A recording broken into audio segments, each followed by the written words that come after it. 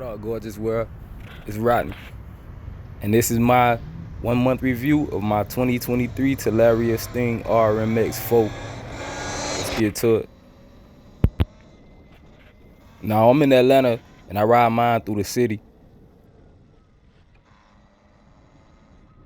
My top speed so far has been 57 miles an hour.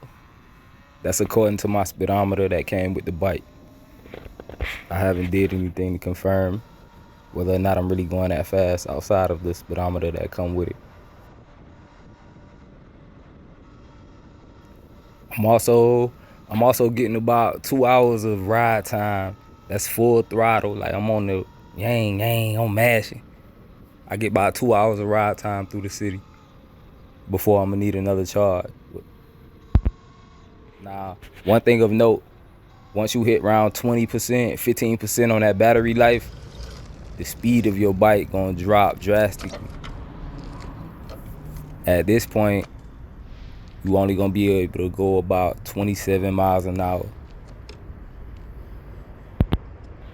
And after you rolled up all the battery, it's gonna take you about 4 hours to go from 0 to full charge. And the charger, it's not loud, but you can hear it. So you need to have somewhere that you can isolate your charger. The thing I like most about mine is that 12 don't bother you at all. Police see me, they wave and they asking about the bike. They not really hassling me about it. They seem to want to know more information on the bike as opposed to just knock me off it. So I'm loving that. But for safety purposes, I am gonna add more lights to it just so other drivers on the road can see me a little better. If you asking my recommendation, I'm telling you to get one. I slide mine through the city, so it's a lot different than going through the mountains and the hills and all that. I understand. But if you in the city, you trying to get back and forth, oh, this the move right here. All right, gorgeous world.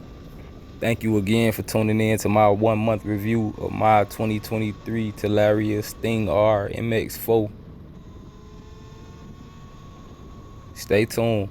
I'm gonna be posting more videos from my slides through the city. Uninterrupted videos. So y'all can ride with me.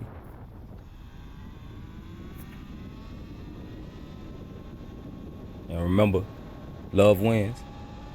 Go Sweater. I put that on my gorgeous world.